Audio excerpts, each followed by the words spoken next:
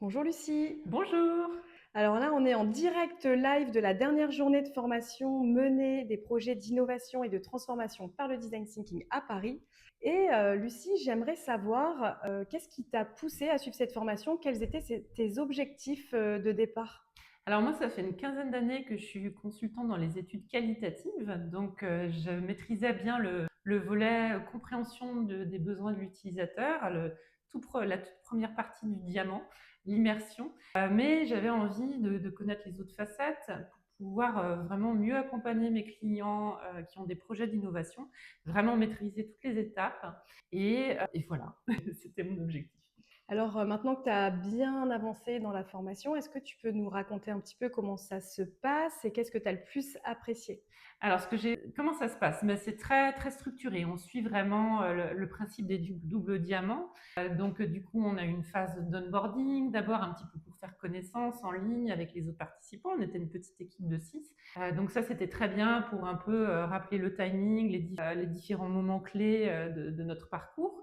Et puis, on était tout de suite très immergés puisqu'on a eu chacun à mener un entretien utilisateur. Donc, on a défini notre problématique. C'est très concret. C'est ce que j'apprécie aussi beaucoup avec cette formation, c'est qu'on est tout de suite immergé avec un vrai cas. On fait un vrai design sprint. C'est pas de la théorie. On met les mains dans le cambouis. Donc, on a chacun mené un interview.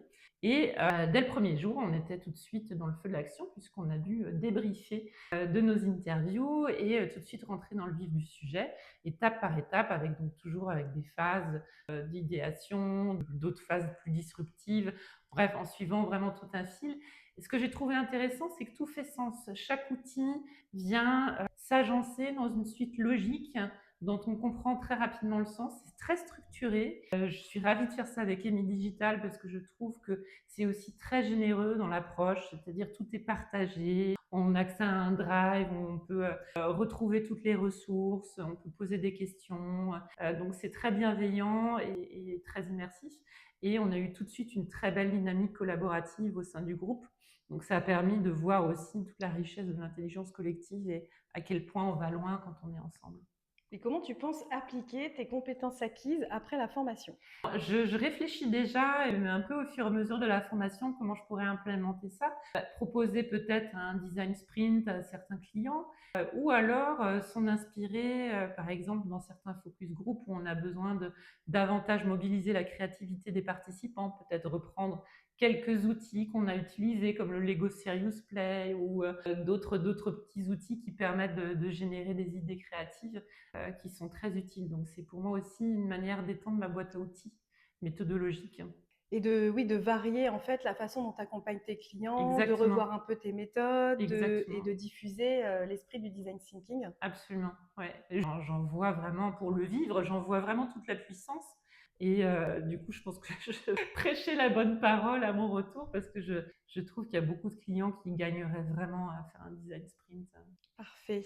Bon, en tout cas, c'est convaincant. Est-ce que tu recommanderais la formation à des personnes qui voudraient s'inscrire? Alors, les yeux fermés, je trouve que c'est un très très bon compromis temps-coût. Je recommande de le faire en présentiel parce on manipule, on se lève. Il y a tout le corporel qui compte aussi dans la démarche de créativité. Donc, je vous invite, si vous pouvez le faire, à vraiment opter pour une formation en présentiel.